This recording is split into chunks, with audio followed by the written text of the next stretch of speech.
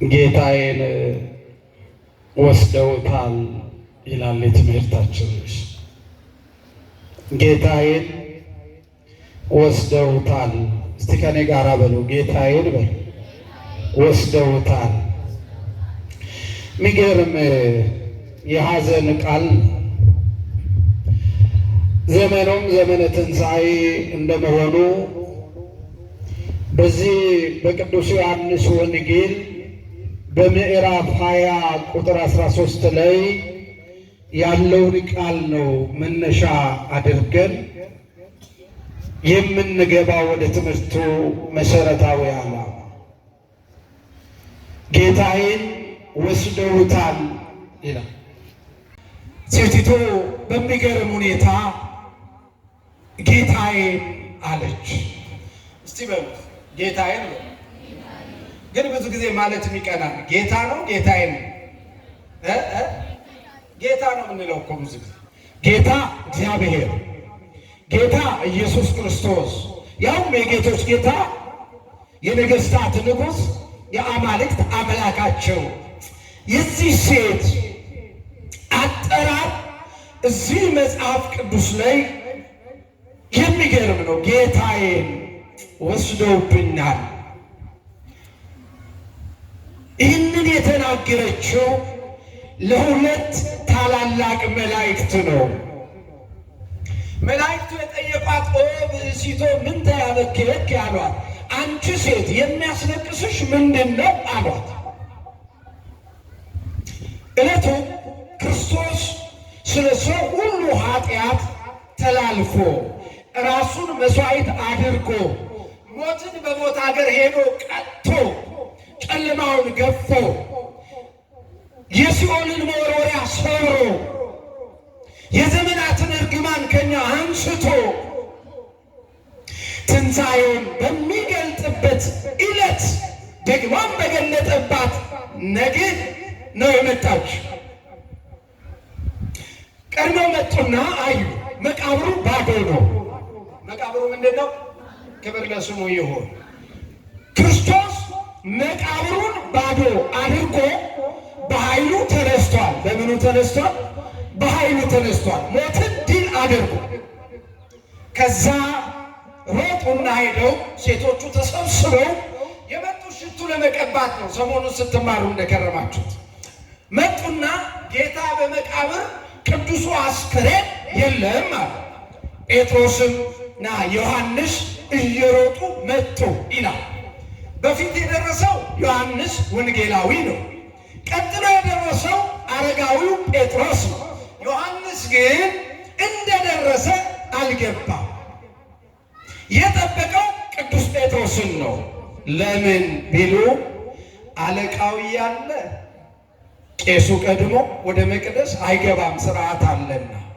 ቄስ እያለ ዲያቆኑ መቅደስ ከፍቶ አይገባም። ሊቀ ጳጳስ እያለ ሌላው ካህን መነኩሴ ቀድሞ ወደ መቅደስ አይገባምና ይጠብቀዋል። ይሄ ስርዓት ነው፣ ስርዓት አበው ነው። በዚህ ስርዓት ያጽናን እግዚአብሔር። በዚህ ዮሐንስ ሄደ፣ በሩ ላይ ቆመ። ከመቃብሩ በር ጴጥሮስ መጣ፣ እንደሮጠ ገባ። አየው፣ የለም። ግራ ገባቸው። ዮሐንስም ተከትሎ ገባ። ደግሞ የተገነዘበት መግነዙ ዮሴፍ፣ ኒቆዲሞስ የገነዙበት ጨርቁ በራስጌው በግርጌው አለ። የሚገርመው መግነዙ እንደተጠቀለለ ነው፣ አልተፈታም። ምን አላለም? አልተፈታም። መግነዝ ፍቱልኝ፣ መቃብር ክፈቱልኝ ሳይል በተዘጋ መቃብር ተነስቷል። ክብር ይሁንለት። ይህንን ጨርቁም እውነት ነው፣ የእሱ ነው። እሱ ግን የለም አሉና ጴጥሮስና ዮሐንስ ለሌሎቹ ለመንገር ሲመለሱ፣ ሌሎቹም ሴቶች ሲመለሱ እቺ ሴት ቀረች።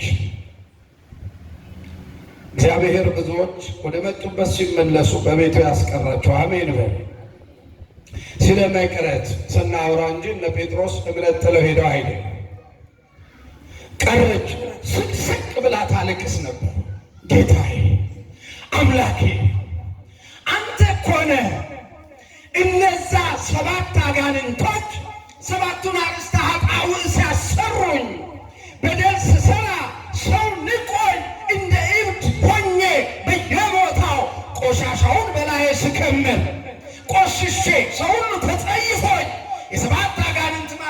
ሆኜ መግደሎን ከተማ ላይ መጥተህ ከነዚህ እኮ እስራት የፈታኝ አንተ ነህ የተወሰዱብኝ። ከዛ ውርደት አክብረህ ከሰው እኩል የቀላቀልከኝን አንተ ከኛ ለይተው ወደ የተወሰዱ ትላንት ማርያም እብዷ፣ ማርያም መግደላዊት እብዷ እየተባልኩ ስጠራ ታሪኬን ለውጠህ እብደቴን አርቀህ ከሰው እኩል ተቆጥሬ እህታችን ማርያም መግደላዊት ማርያም ብለህ እንድጠራ ክብር የሰጠኝ አባቴ ወዴት ወደድክብኝ? እንዴት ታስታውሱታላችሁ? እግዚአብሔር እንዴት ትፈልጉታላችሁ? ትላንት የረዳንን እግዚአብሔር፣ ትላንት የወደደንን እግዚአብሔር፣ ትላንት ከጨለማ መካከል ብርሃን ሆኖ ያወጣንን፣ ትላንት ከሞት መካከል ሕይወት ሆኖ የጠራንን፣ ትላንትና ከእስራት መካከል እየፈታ ጠላቶቻችንን ከእግራችን በታች እየጣለ እኛን በእነሱ አናት ላይ ያራመደ ለዚህ ቀን ያደረሰኝ እግዚአብሔር ወዴት አለ ብላችሁ ፈልጋችሁ ታውቃላችሁ? አባቴ የት ነው ብለህ ትፈልገዋለህ? ወንድም እህቴስ ትፈልገዋለሽ? እኛ እግዚአብሔርን የምንፈልገው የችግራችን ቀን። እየሰማችሁ ነው? የምናችን ቀን? የችግራችን ቀን። ወይ ሲያመን፣ ወይ ገንዘብ ሲቸግረን፣ ወይ ፈተና ሲበዛ፣ ወይ ሰዎች ውጊያ ሲያበረቱብን ያኔ ምን አለ ብትረዳኝ እባክህ ከኔ አትራቅ እያልን እንዲረዳን እንፈልገዋለን። ከረዳን በኋላ ደግሞ እንረሳዋለን። ዳዊት ምን አለ? መዝሙር 104 ቁጥር 14 እስከ 15 እንዲህ አለ። እስራኤል አለ እግዚአብሔር በጸናች ክንድ በተዘረጋች ባህር ከፍሎ ጠላት አስጥሎ ተአምር ሰርቶ በክብር አዳናቸዋል። በክብር ምን አላቸው? አዳናቸው። ያዳናቸው ስሙ የተመሰገነ ይሁን። አዳናቸው አለና እነሱ ግን አለ ያዳናቸውን እግዚአብሔርን ረሱት። ያዳናቸው እግዚአብሔር ምን አሉት? ረሱት። ምንድን ነው የሚባለው? በአባባል ታሞ የተነሳ እግዚአብሔርን ረሳ ይባላል። ረስተናል።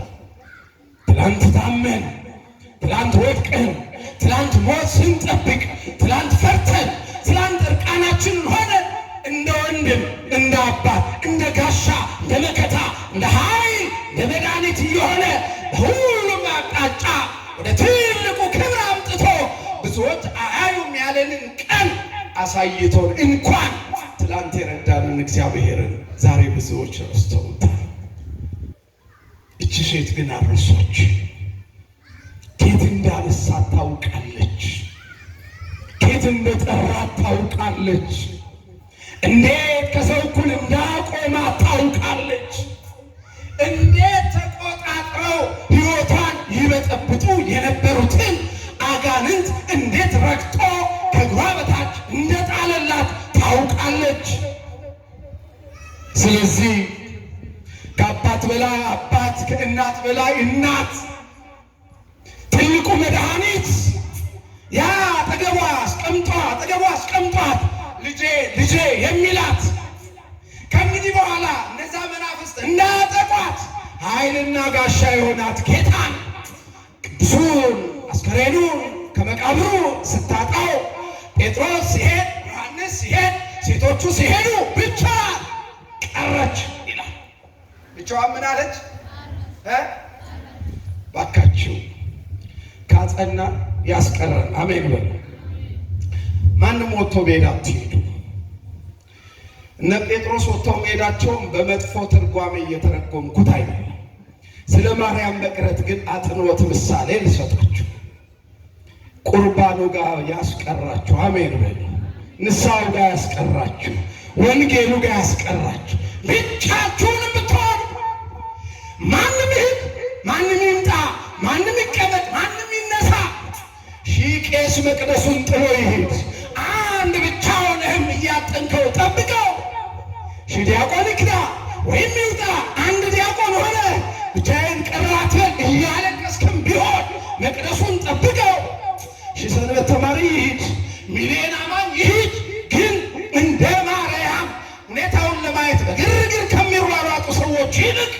ጌታን ፍለጋ እዛ ቦታ ላይ ብቻችሁን ያስቀራችሁ። አሜን በሉ። ቁርባኑ ላይ ያስቀራችሁ፣ ወንጌሉ ላይ ያስቀረን፣ ንስሐው ላይ ያስቀረን፣ ጸሎቱ ላይ ያስቀረን። አይታችኋል። ብዙ ሰዎች ኪዳን ያደርሱ ነበር፣ የሉም። አሁን 3-4 ሰዎች ቀርተዋል። ብዙ ሰዎች ያስቀድሱ ነበር፣ የሉም። 2 እና 5 ወይ 10 ሰዎች ቅዳሴ ላይ ቀርተዋል። ብዙዎች ይቆርቡ ነበር፣ ብዙዎች ሰባኪም ነበሩ፣ ሌሎቹም ዲያቆናት፣ አንዳንዶቹም ቀሳውስት፣ ሌሎቹም መነኮሳት ነበሩ፣ ሌሎቹም አገልጋዮች፣ ሌሎቹም ትልቁን ጸጋ ተቀብለው በመቅደስ ያሉ ነበሩ። ግን የሉ። ስንቶቻችን ቀረ? ግን በዚሁ አጋጣሚ እንዴት ነው ቅዳሴው ላይ ኪዳኑ ላይ እንደ አብይ ጾም ሰሞን ትመጣላችሁ አላችሁ? እንደ አብይ ጾም ሰሞን ትመጣላችሁ? በቃ ሲፈታ አብራችሁ ፈታችሁታል።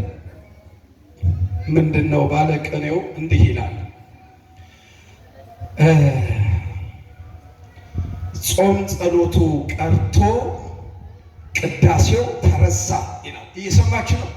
ባለበገናው ጾም ጸሎቱ ቀርቶ ቅዳሴው ተረሳ፣ እኛ መሞት ጀመር አንተ ስትነሳ ይላል።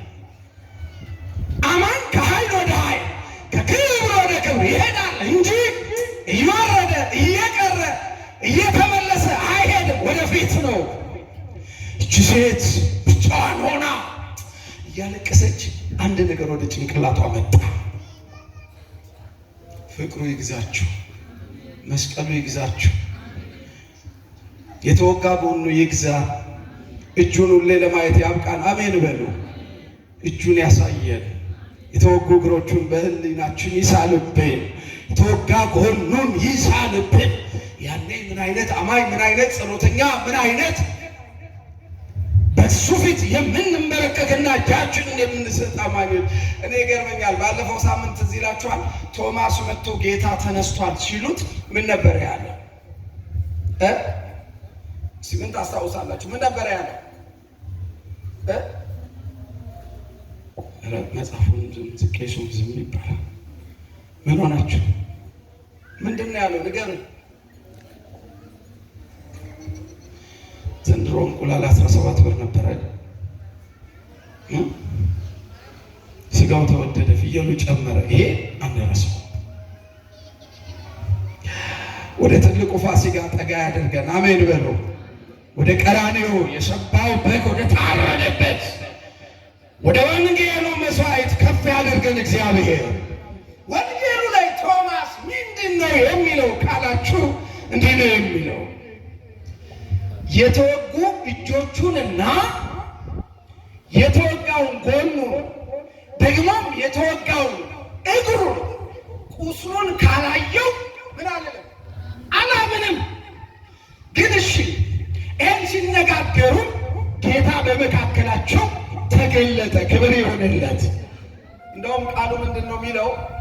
በጣም የሚገርመኝ ቃል ነው። ደጆች ተዘግተው ሳሉ፣ ሳምንቱ እዚህ የደብሩ መምህራን ሊቃውንት ሲያስተምሩ የነበራችሁ ደጆቹ ተዘግተው ሳሉ ደጁንም ክፈቱልኝ፣ መስኮቱን ፈንቅሉልኝ፣ ቆርቆሮ አንሱልኝ ሳይል በተዘጋ ቤት ገብቶ ይላል። ዙሪያውን በተዘጋ በተከበበ ከተማ ውስጥ የሚያስደንቀውን ምሕረት እግዚአብሔር በሕይወታችሁ ይግለጥ። ይኸውላችሁ የቱም በር ይዘጋ፣ የሚዘጋው ለሰዎች ሊሆን ይችላል። እኛ ተስፋ ላደረግናቸው ጉዳይ የተዘጋ ሊሆን ይችላል። ለእግዚአብሔር ግን የሚዘጋ በር የለም። እግዚአብሔር ልጆቹን ፍለጋ ምን ቢዘጋ ምን ቢቆለፍ በተዘጋው ገብቶ ልጆቹን ማዳን ያውቅበታል። እውነት ውሸት፣ እውነት ውሸት።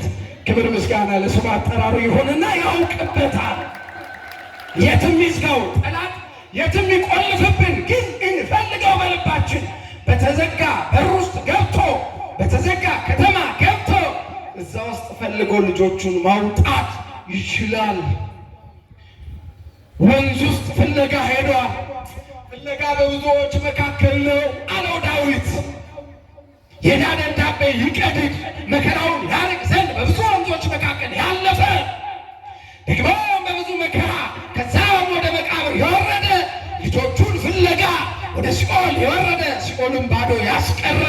ደግሞም ለእኛ ነፃነት የሰጠ በመከራው ፈልጎ በሕይወት ያገኘን እሱ ነው። ክብር ምስጋና ለስሙ አጠራሩ ይሁን። እሱ ነው። ናም በዛ በተዘጋ በለው ተዘጋ ብላችሁ አትፍሩ። ተዘጋ፣ አዎ ይዘጋ። የተዘጋው ለምንፈልጋቸው ነገሮች ነው። የተዘጋው ለሚረዱን ሰዎች ሊሆን ይችላል። የጤናውን በር ይሆናል፣ የኢኮኖሚውን በር ይሆናል፣ የአእምሮ ሰላምን በር ይሆናል። የብዙ ነገር ጉዳያችን የድል ጉዳይ ሊሆን ይችላል። ሟርተኛውም፣ ጠንቋዩም፣ መተተኛውም፣ አስማተኛውም፣ አመፀኛውም፣ ጉደኛውም፣ ክፉም ሰው ቆላልፈው ብል ሊሆን ይችላል። እነሱ ይቆልፉ፣ ግን በተዘጋው ማመተው ያወጣናል። ማን ይረዳናል? ይችላል አይችልም? እሱ ኤልሻዳይ ነው፣ ይችላል። ክብር ምስጋና ለስሙ አጠራሩ ይሁንና አትፈው። ሁሉም ነገር ተዘጋ አትበሉ። አዎ ተዘግቷል፣ ግን ቢዘጋ ለእግዚአብሔር አይዘጋም። ታላቁ ሊቀ ጳጳስ ፓትርያርክ ብፁዕ አቡነ ሽኖዳ በረከታቸው ይደርብንና አንድ ጽሑፍ ላይ ሲጽፉ እንዲህ ብለዋል። ልጄ ሰይጣን የትኛውንም በር ቢቆልፍብህ አትፍራ፣ ቁልፎ ያለው አባትህ እግዚአብሔር እጅ ነው። ማን እጅ ነው? የጤናው ቁልፍ ተቆልፎ ይሆናል በበሽታ መፍቻው ግን ያለው ማን እጅ ነው? እግዚአብሔር። የምትፈልጉት በረከት ሁሉ ተዘግቶ ሊሆን ይችላል። ጠላት ዘጋው፣ በቃ ከእንግዲህ አይወጣም፣ አፍሯል፣ ፈርቷል ብሏችሁ ይሆናል። ግን አትፍሩ። እዛ የተዘጋ ውስጥ ፍለጋ የሚመጣ አባት አለ። ስሙ ብሩክ ይሁን። ምንድን ነው ያለው? ካልዳሰስኩ ሲል ጌታ ተገለጠና ቶማስ ሰላም ለእናንተ ይሁን አላቸውና ቶማስ ነው ወደዚህ እጆችህን ወደ ጎን ያስገባ፣ ወደ ጣቶችም ወደ እጆችም አምጣ ጣቶችህን አለው። ጎኑን ሲነካው ቶማስ እጅ ይላል ትርጓሜው አቃጠለው። ከዛ ቶማስ አምላኬ ብሎ ሲጮህ ዳሰሰው፣ ፈወሰው። ደግሞ ስለ ምሕረቱ ጌታዬ፣ ስለ አምላክነቱ፣ ስለ መለኮታዊ እሳትነቱ አምላኬ አለው ይላል እና እጆቹን ቁስሉን ካየ በኋላ ቶማስ እንዲህ አለ፣ ጌታዬና አምላኬ አለ። እስኪ በሉት። አይሰማም?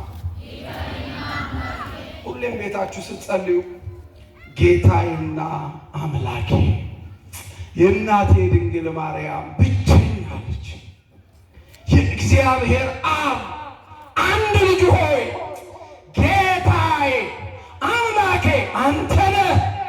አንተ ባሪያዬን ባርከኝ፣ ማረኝ፣ እርዳኝ፣ አድነኝ፣ ፈውሰኝ፣ ተዘጋውን አንተ ክፈትልኝ። ጸልዩ እያላችሁ ጸልዩ። ጌታዬና አምላኬ ስትበሉ የሚገርም ነው። ሐዋርያት ከትንሣኤው በኋላ ሲያረጋግጡ ምን አሉ? ጌታዬና አምላኬ አሉት። አማላጄ አላሉት። ጌታዬና ምን አምላኬ። ምክንያቱም እሱ ለጌቶች ሁሉ ምናቸው ነው? ለአማልክት ሁሉ ምናቸው ነው? አምላካቸው ነው። ለስም አጠራሩ ክብር ምስጋና ይሁን። አመስግኑት ምንም አድርጋችሁ። እሱ ይሄ ነው። እኛ ከነ ቶማስ ስንማር ክብሩን ካዩ በኋላ ይሄን ቁስል ነካው፣ ይሄ ደምህ ነካኝ፣ ስለዚህ አማላጄ አላለው፣ ጌታዬና አምላኬ አለቀ። የሐዋርያት ሥራ ማነው? ዮሐንስ ወንጌል ምዕራፍ 20 ቁጥር 26 ጀምሮ። ስለዚህ ሰው የክርስቶስ ፍቅሩ፣ ቁስሉ፣ የተወጋ ጎኑ፣ አክሊለ ሦኩ ሲነካው ይናፍቀዋል ሁሌም ማየት። እኛ እኮ ስለረሳን ነው ታውቃላችሁ አይደል? እርስት አድርገናል። መንፈስ ቅዱስ ማስተዋላችንን ይመልስልን። ረስተናል እኮ እመቤቴ፣ ረስተናል። ጸሎታችን ውስጥ እምነት ጎዶሎ ሆኗል። ትዝ የሚለን በዓል ትዝ ብሎን የምንመጣው እሑድ ሲሆን ዝሙቱን ስንሰራ ረስተነዋል። ስንሰክር ረስተነዋል። ስንዋሽ ረስተነዋል። ስለኛ በጲላጦስ ፊት ዝም ላለ አንደበት እኛ ሺህ ነገር ስንራገም፣ ስንሳደብ፣ ስንዋሽ፣ ክፉ ነገር ስንናገር ያን ጲላጦስ ፊት ቆሞ ዝም ያለ ጌታ ረስተነዋል። ስንሰርቅ፣ ሰው ስንጎዳ፣ ደም ስናፈስ፣ ጉቦ ስንበላ ያ ስለኛ መስቀል ላይ ተዘርግቶ ከተበተንበት ሁሉ እየደማ የሰበሰበንን እጅ ረስተነዋል። ወደ ሞት፣ ወደ ዝሙት፣ ወደ ኃጢአት፣ ወደ ርኩሰት ስንሮጥ ያ መስቀል ላይ ተቸንክሮ ወደ ሕይወት ዘካርያስ ሉቃስ 1:72 ላይ ወአርትዐ እገሪነ ውስተ ፍኖተ ሰላም እንዳለ እግሮቻችንን ወደ ሰላም መንገድ መለሰልን። ይመልስላችሁ። ወደ ቁርባኑ ይመልሰን፣ ወደ ወንጌሉ ይመልሰን፣ ወደ ዝማሬው ይመልሰን፣ ወደ ሕይወት ወደ ክብሩ እግሮቻችንን ይመልስልን። ወአርትዐ እገሪነ አለ እግሮቻችንን ወደ ሕይወት፣ የእኛን እግሮች ወደ ሕይወት ወደ ክብር እየመለሰ የእሱ እግር ግን ወደ ቀራንዮ ለችንካር ይሄድ ነበር። እሱ ተቸንክሮ ነው የእኛን ወደ ሕይወት የመለሰ። ረስተነዋል። ልንገድ፣ ልናስጠነቁል፣ ልንጠነቁል፣ ልናማ፣ ልንፈርድ፣ ልናመነዝር፣ ልንሰግር ስንሄድ ያን የመስቀል ላይ ቁስል ረስተነዋል። የተቸነከረውን እጅ ረስተነዋል። ገላትያ ምዕራፍ 3:1 ላይ ከቃሉ ጋር ናቸው። እግዚአብሔር ከሁላችን ጋር ይሁን። ገላትያ ምዕራፍ 3:1 ላይ እናንተ የገላትያ ክርስቲያኖች ሆይ፣ ሰዎች ሆይ እንዳታስተውሉ አዚም ያደረገባችሁ ማን ነው? ክርስቶስ ኢየሱስ እንደተሰቀለ ሆኖ በፊታችሁ ተስሎ የለምን? ሁሌም የመስቀሉን ፍቅር እያየን ለመኖር ያብቃል። ጠርሰናል። አይዟችሁ። ዮሐንስ ምን ይባላል መሰላችሁ? ብዙ ስም አለው። ዮሐንስ ወንጌላዊ፣ ታዎሎጎስ፣ የነጎድጓድ ልጅ ይባላል። ወልደ ነጎድጓድ፣ ቦዔኔጌር፣ ቁጥረ ገጽ፣ ፍቁረ እግዚእ፣ ነባቤ መለኮት ይባላል። ከእነዚህ ስሞቹ አንዱ ቁጥረ ገጽ ይባላል። ይህ ማለት ፊቱ አንድ ቀን ተፈቶ አያውቅም። ምክንያቱም ሁሌ መስቀሉ ስር ከድንግል ማርያም ጋር ስለነበር እጆቹ ትዝ ይሉታል፣ እግሮቹ ትዝ ይሉታል፣ የሚቆጠሩ አጥንቶቹ፣ አክሊለ ሦኩ፣ የተወጋው ጎኑ ዮሐንስን ሁሌ በፍጹም ፍቅርና እንባ በፊቱ እንዲያመልከውም እንዲያገለግለውም ያደርገው ነበረ። ይህንን ፍቅር በልባችን ይሳልብን። እኛ ግን ረስተነዋል። እንዳታስተውሉ አዚም ያደረገብን ማን ነው? መስቀሉን ዞር አድርጎ መጠጥን የደረደረብን ማን ነው? የጎኑን ቁስል ዞር አድርጎ የዝሙትን ጎን ያሳየን ማን ነው? ስለ እሱ ፍቅር ጌታዬ እያሉ መፈለግን አቁመን ኃጢአት ለመፈለግ እንድንወጣ የላከን ማን ነው? አዚም ያደረገብንን የሰይጣንን አሰራር ጌታ መንፈስ ቅዱስ ከእግራችን በታች ጣለልን። ናም ይወላት እያለቀሰች ወደ መቃብሩ ጎንበሳ። እዚህ ጋር 2-3 ነገር ያዙ። መጀመሪያ መጥተው አይተዋል። መጀመሪያ ከሌሎች ሴቶች ጋር መጥተው ምን ብለዋል? አይተዋል። መቃብር ውስጥ የጌታ ቅዱስ አስከሬን አልነበረም። እነ ቅዱስ ጴጥሮስን ጠርተው መጥተው እነ ቅዱስ ጴጥሮስ ገብተው አይተዋል። ጴጥሮስ በሚገርም ሁኔታ አንድ ቃል ትዝ ብሎታል። ወደ ገሊላ ይቀድማችኋል የተባለው ቃል አስቡት። ያንን መቃብሩ ክፍት እንደሆነ ባዶ እንደሆነ አይታለች። 2 ሶስተኛ ላይ ነው ጎንበስ ያለችው ደግማ ለማየት። አያችሁ፣ ባዶ ነው ብላ የለም ብላ ጥለው አልሄደችም። በእንባ ጠበቀችው፣ እያለቀሰች ጠበቀችው፣ ደረቷን እየደቃች ጠበቀችው እያለች ውስጧን ያመማት ጌታዬን ጌታዬን አባቴን አባቴን እያለች ጠበቀችው። ይህን ጽናት መንፈስ ቅዱስ ለሁላችንም ያድለን። ያን ጊዜ እኮ ነው 2 መላእክት ተገለጡላትና ኦ ብእሲቶ ምንተ ያበክየኪ አላት። አንቺ ሴት አላት። አንደኛው መልአክ ጥበቃው አይለየን እንዲህ አላት፣ ምንድን ነው የሚያስለቅስሽ እንደዚህ አላት። አይገርም? ቅዱስ ሚካኤል ልጆች ከእግዚአብሔር በአደራ የተቀበልኳችሁ ልጆቼ ምንድን ነው የሚያስለቅሳችሁ ብሎ በለቅሷችን ሰዓት ይድረስልን፣ ያጽናናል። ቅዱስ ገብርኤል፣ ቅዱስ ዑራኤል፣ ቅዱስ ሩፋኤል፣ መላእክቱ ሁሉ በችግራችን ጊዜ ስናለቅስ ጌታን ፈልገን ወይ ጠይቃት መልሱ። እቺ ልጅ ጌታን ፈልጋ ነው የምታለቅሰው ወይስ መልአኩን ፈልጋ ነው? ጌታን ነው። ይኸውላችሁ እሱን ስትፈልገው መከራው ሐዘኑ ሲከብዳት ያረጋጓት መላእክት በጌታ መቃብር በራስጌናው በግርጌው ሆነው ታዩአት ይላል። እኛም እሱን ስንፈልግ እንደዚህ የሚያግዙ ቅዱሳን መላእክት አጠገባችን ቆመው አይዟችሁ ይበሉን። አሜን በሉ።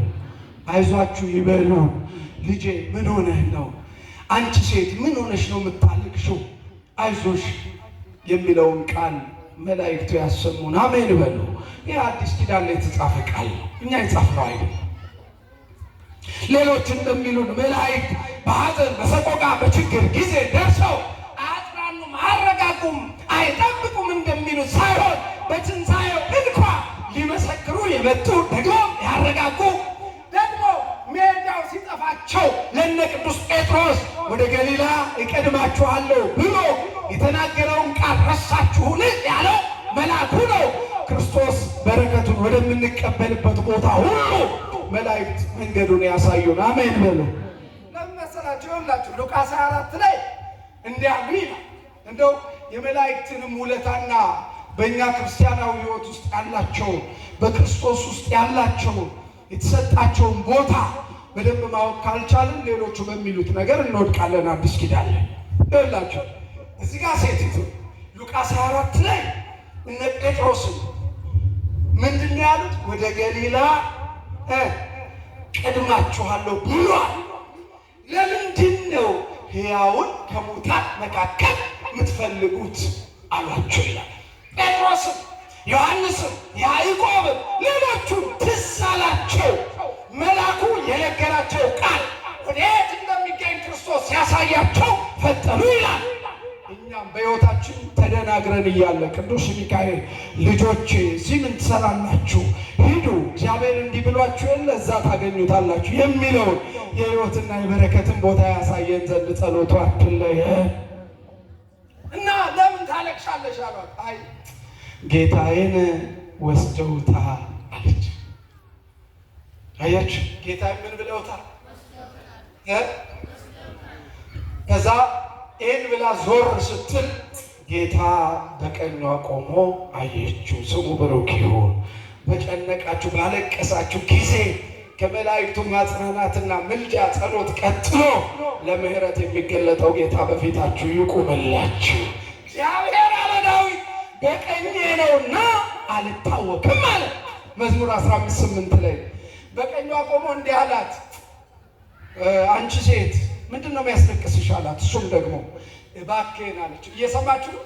ጨርሰናል። እባክህን ወስደኸው ከሆነ መልስልኝ አለች።